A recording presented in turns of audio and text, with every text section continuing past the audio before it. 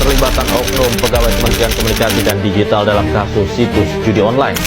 Pemirsa, judi online penuh dengan tipu. Berikutnya pemirsa, maraknya praktik judi online sangat meresahkan karena sudah merambah hampir semua masyarakat.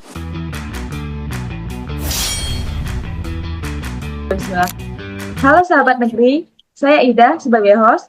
Balik lagi di Klik Terakhir. Hari ini judi online kita bedah dari sudut pandang aparatur sipil negara.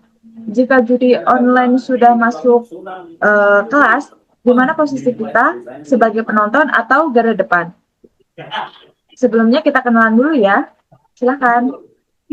Hai, aku Ulina Riani. Saya dari sisi tata kelola kepegawaian, membahas tentang kewajiban dan disiplin ASN. Posisi saya yaitu adalah analis SDM aparatur. Terima kasih. Hai, saya Adrian Alfa Devota dari Diskominfotik Provinsi DKI Jakarta. Saya akan membahas dari sisi digitalnya. Ya, hai, saya Farah sebagai guru BK dan saya tiap hari ketemu anak-anaknya langsung. Dan saya Roni Surya Ardana sebagai penyintas yang pernah ada di lubang itu. Baik, Ibu Farah, separah apa sih dampak judi online di lingkungan sekolah?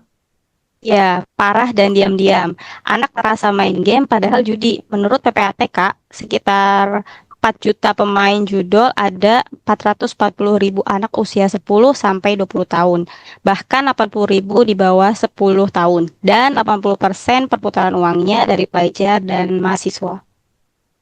Tapi Bu Lina, kenapa ini disebut menjadi urusan ASN? Karena peran inti ASN adalah pelayan publik. Guru, tenaga kependidikan, petugas dinas, itu adalah ASN. Melindungi anak-anak itu adalah bagian dari tupoksi, bukan kerja sampingan.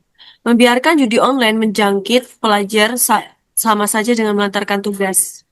Tapi katanya ASN-nya sendiri masih banyak yang judol. Itu bagaimana, Ibu? Harus dijawab dengan tegas. ASN terikat kode etik dan disiplin. Peraturan pemerintah nomor 94 tahun 2021. Judi online itu ilegal, melanggar pasal 303 KUHP dan Undang-Undang ITE. ASN yang ikut main bisa terkena hukuman disiplin. Kita nggak bisa nyuruh murid berhenti kalau gurunya juga diam-diam main judol. Integritas terlebih dahulu. Ini adalah nilai dari poin berakhlak, yaitu akuntabel. Terima kasih. Setuju banget Bu Lina. Yang bikin saya berhenti pada waktu itu bukan ceramah, tapi satu guru yang saya tahu beliau itu lurus dan tidak bermain judol. Kalau boleh tahu senjatanya apa ya, Pak Rian? Senjatanya, intinya Smart ASN itu harus literasi digital. Terdapat 4 pilar. Yang pertama itu cakap digital, tahu cara melapor ke aduankonten.id, lalu etika digital, kenali jebakan cepat kaya. Yang ketiga, budaya digital, arahkan anak ke hal yang produktif. Yang keempat, aman digital, lindungi diri sendiri dan siswa-siswa dari scam judi online. Kita sepakat anak kena judi online bukan karena bodoh, tapi karena nggak diajari membaca jebakannya. Jadi ASN itu harus smart. ASN itu harus jadi agen literasi bagi sekolah. Bu Farah, solusi di sekolah itu bagaimana? Ya, kalau di sekolah kita ada 3 lapis cepat, yaitu pertama, deteksi dini. Ciri-cirinya yaitu ada ngantuk terus, minta uang berlebih, gelisah tanpa HP. Dan yang kedua, pendampingan lewat BK. Bukan hukuman yang kita terapkan, karena ini korban. Lalu yang ketiga ada kolaborasi dengan orang tua dan dinas. Ini mencerminkan berorientasi pelayanan dan kolaboratif. Ya, dan tolong jangan dipermalukan. Begitu dulu saya berani jujur, separuh beban saya langsung hilang.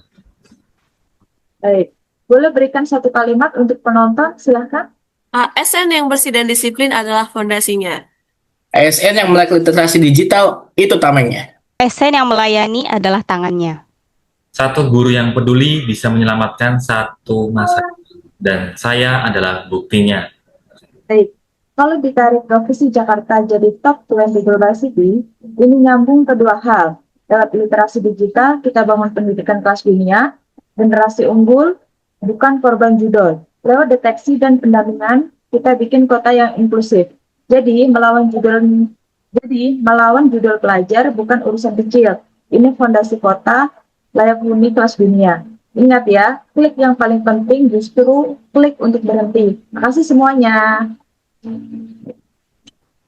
Judul Judul ASN ASN melindungi. melindungi, selamatkan generasi. Selamatkan generasi.